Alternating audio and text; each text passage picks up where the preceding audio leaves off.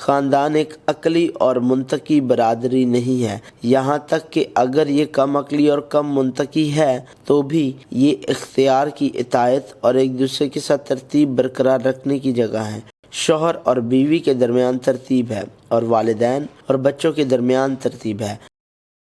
ابدی اور غیر متغیر کلام خدا، خدا کے ساتھ چلنا۔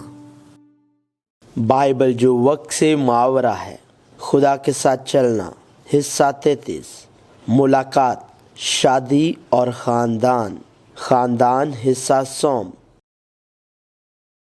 مسیحیوں کے لیے خاندان بہت اہم ہے، کیونکہ مسیحیوں کے لیے خاندان صرف مرد اور عورت کے درمیان ملاپ نہیں ہے، یہ اس سے کہیں بڑھ کر اور گہرے معنی رکھتا ہے۔ بائبل بیان کرتی ہے، اس واسطے مرد اپنے ماں باپ کو چھوڑے گا اور اپنی بیوی سے ملا رہے گا اور وہ ایک تن ہوں گے۔ اس نے جواب میں کہا، کیا تم نے نہیں پڑھا کہ جس نے انہیں بنایا اس نے ابتدا ہی سے انہیں مرد اور عورت بنا کر کہا، اس سبب سے مرد باپ سے اور ماں سے جدا ہو کر اپنی بیوی کے ساتھ رہے گا اور وہ دونوں ایک جسم ہوں گے۔ پس وہ دونوں ہی بلکہ ایک جسم ہیں، اس لیے جسے خدا نے جوڑا ہے اسے آدمی جدا نہ کرے۔ اسی طرح شوہروں کو لازم ہے کہ اپنی بیویوں سے اپنے بدن کی مانند محبت رکھیں۔ جو اپنی بیوی سے محبت رکھتا ہے وہ اپنے آپ سے محبت رکھتا ہے، کیونکہ کبھی کسی نے اپنے جسم سے دشمنی نہیں کی بلکہ اس کو پالتا اور پرورش کرتا ہے، جیسے کہ مسیح کلیسیا کو، اس لیے کہ ہم اس کے بدن کے عضو ہیں۔ اسی سبب سے آدمی باپ سے اور ماں سے جدا ہو کر اپنی بیوی کے ساتھ رہے گا اور وہ دونوں ایک جسم ہوں گے۔ یہ بھید تو بڑا ہے، لیکن میں مسیح اور کلیسیا کی بابت کہتا ہوں۔ بہرحال تم میں سے بھی ہر ایک اپنی بیوی سے اپنی مانند محبت رکھے اور بیوی اس بات کا خیال رکھے کہ اپنے شوہر سے ڈرتی رہے۔ لہٰذا مرد اور عورت کا ملاپ دلہا یسوع مسیح اور دلہن کلیسیا کے ملاپ جیسا ہے۔ مجھے تمہاری بابت خدا کی سی غیرت ہے، کیونکہ میں نے ایک ہی شوہر کے ساتھ تمہاری نسبت کی ہے تاکہ تم کو پاک دامن کنواری کی مانند مسیح کے پاس حاضر کروں۔ لہٰذا اس کا مطلب یہ ہے کہ بندھن وہی ہے جو خدا نے جوڑا ہے۔ یسوع مسیح اور بطور دلہن کلیسیا کے درمیان بندھن جسے خدا نے جوڑا ہے الگ نہیں کیا جا سکتا ہے۔ کون ہم کو مسیح کی محبت سے جدا کرے گا؟ مصیبت یا تنگی یا ظلم یا کال یا ننگاپن یا خطرہ یا تلوار؟ چنانچہ لکھا ہے کہ ہم تیری خاطر دن بھر جان سے مارے جاتے ہیں، ہم تو ذبح ہونے والی بھیڑوں کے برابر گنے گئے، مگر ان سب حالتوں میں اس کے وسیلہ سے جس نے ہم سے محبت کی ہم کو فتح سے بھی بڑھ کر غلبہ حاصل ہوتا ہے، کیونکہ مجھ کو یقین ہے کہ خدا کی جو محبت ہمارے خداوند یسوع مسیح میں ہے اس سے ہم کو نہ موت جدا کر سکے گی، نہ زندگی، نہ فرشتے، نہ حکومتیں، نہ حال کی نہ استقبال کی چیزیں، نہ قدرت، نہ بلندی، نہ پستی، نہ کوئی اور مخلوق۔ مردوں اور عورتوں کا ملاپ اسی طرح ہونا چاہیے۔ اسی لیے پولس نے کہا، بہرحال تم میں سے بھی ہر ایک اپنی بیوی سے اپنی مانند محبت رکھے اور بیوی اس بات کا خیال رکھے کہ اپنے شوہر سے ڈرتی رہے۔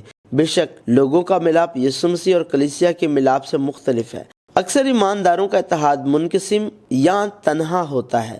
یہ دوسری صورت میں اچھا ہوگا، لیکن یہ اس طرح ہو سکتا ہے، اس کا مطلب یہ نہیں کہ ایسا ہمیشہ ہو سکتا ہے۔ اگر ہم کر سکتے ہیں تو ہمیں اس ملاپ کو محفوظ رکھنا چاہیے۔ تاہم اس تقسیم کا یہ مطلب نہیں ہے کہ جسے خدا نے جوڑا ہے اسے آدمی جدا نہ کرے۔ لہٰذا ایک مسیحی خاندان سے پہلے مسیحی شادی اور مسیحی شادی سے پہلے ملاقات کو دیکھنا ہے۔ خاندان مسیحیوں کی متحد برادری وہ جگہ ہے جسے خدا نے اپنے لوگوں کو اسے جاننے، سیکھنے اور تسلیم کرنے کے لیے دیا ہے۔ ایک خاندان محض ایک شخص کے لیے جگہ نہیں بلکہ 2 سے 3 یا اس سے زیادہ کے لیے ہو سکتی ہے۔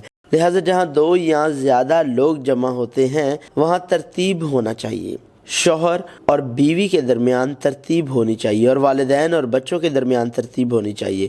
ترتیب کا مطلب برتری نہیں ہے بلکہ ایک رشتہ ہے۔ اگر ہم ایک دوسرے کے لیے صحیح اور غلط کا فیصلہ کریں اور اپنے درمیان بحث کریں تو ترتیب تباہ ہو جائے گی۔ ہمیں یاد رکھنا چاہیے مسیحی خاندان میں یسوع مسیح جو خدا ہے سر ہے اور پھر دوسرے ہر ایک رکن ہیں، کیونکہ جس طرح بدن ایک ہے اور اس کے اعضاء بہت سے ہیں اور بدن کے سب اعضاء کو بہت سے ہیں مگر باہم مل کر ایک ہی بدن ہیں، اسی طرح مسیح بھی ہے۔ اسی طرح تم مل کر مسیح کا بدن ہو اور فردن فردن اعضاء ہو، بلکہ محبت کے ساتھ سچائی پر قائم رہ کر اور اس کے ساتھ جو سر ہے یعنی مسیح کے ساتھ پیوستہ ہو کر ہر طرح سے بڑھتے جائیں۔ شوہر اور بیوی۔ शौहर और बीवी का रिश्ता जब वो एक हो जाते हैं तो वो 2 नहीं बल्कि 10 हो जाते हैं, लेकिन अगर वो एक ना बने तो वो बेइंतहा नाकाम हो जाते हैं। लिहाजा दोनों के दरमियान तरतीब अहम है। ज़ाती काबिलियत और नाअहली हो सकती है और दुनियावी ओहदे और इख्तियारात हो सकते हैं, लेकिन सबसे अहम बात बाइबल में दी गई तालीमात हैं। सबसे पहले बीवी का अपने शौहर के साथ रवैया। खुदा ने कहा कि आदम का अकेला रहना अच्छा नहीं, मैं इसके लिए एक मददगार उसकी मानिद बनाऊंगा।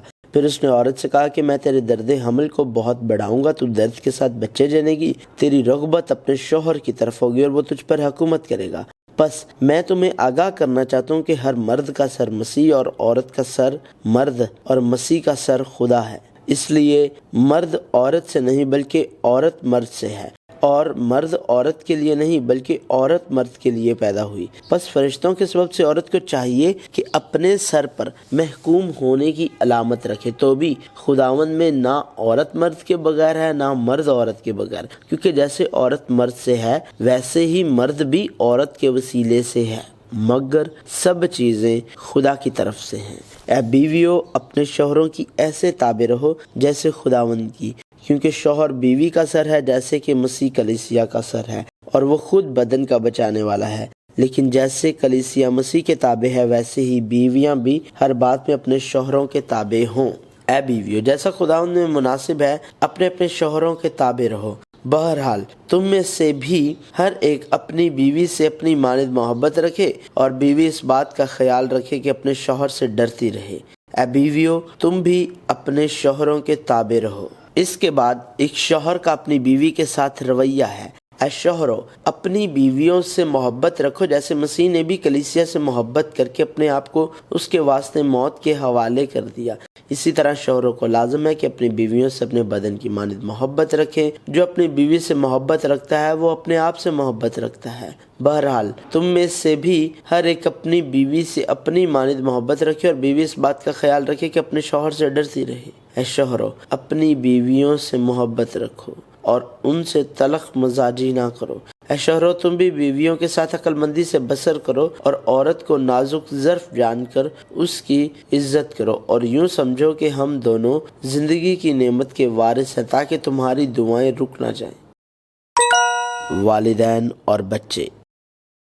बच्चों को याद रखना चाहिए कि वो अपने वालिदैन के साथ अब जो करते हैं वो मुस्तकबिल में उनके बच्चे उनके साथ करेंगे। अगला बच्चों का वालिदैन के साथ रवैया है। तू अपने बाप और अपनी माँ की इज्जत करना, ताकि तेरी उम्र उस मुल्क में जो खुदावंद तेरा खुदा तुझे देता है दराज हो। ऐ फर्जंदो, खुदावंद में अपने माँ बाप के फर्मा बरदार रहो, क्योंकि ये वाजिब है। अपने बाप की और माँ की इज्जत कर, ये पहला हुक्म है जिसके साथ वादा भी है। ऐ फर्जंदो, हर बात में अपने माँ बाप के फर्मा बरदार रहो, क्योंकि ये खुदावंद में पसंदीदा है। वालिदैन को ये याद रखने की ज़रूरत है कि वो अपने बच्चों में जो कुछ देखते हैं वो महज चंद हक़ाइक़ हैं जो वो अपने बच्चों को दिखाते हैं। अखीब का बेटा हिजकिय्याह शाह यहूदा यूसुफ के 17वें साल से सामरिया में इसराइल पर सल्तनत करने लगा, और उसने इसराइल पर 2 वर्ष सल्तनत की, और उसने खुदा की नज़र में बदी की और अपने बाप की राह और अपनी माँ की राह और नबात के बेटे यरबाम की राह पर चला, जिससे उसने बनी इसराइल से गुनाह कराया और अपने बाप के सब कामों के मुआफिक बाल की प्रस्तिश करता और उसको सजदा करता रहा, और खुदावंद इसराइल के खुदा को गुस्सा दिलाया। अगला वालिदैन का अपने बच्चों के साथ रवैया है। ऐ औलाद वालों, अपने फर्जंदों को दिक ना करो ताकि वो बेदिल ना हो जाएं, और ऐ औलाद वालों, तुम अपने फर्जंदों को गुस्सा ना दिलाओ, बल्कि खुदावंद की तरफ से तरबियत और नसीहत दे दे कर उनकी परवरिश करो। बाइबल जो वक्त से मुहावरा है, खुदा के साथ चलना जारी है।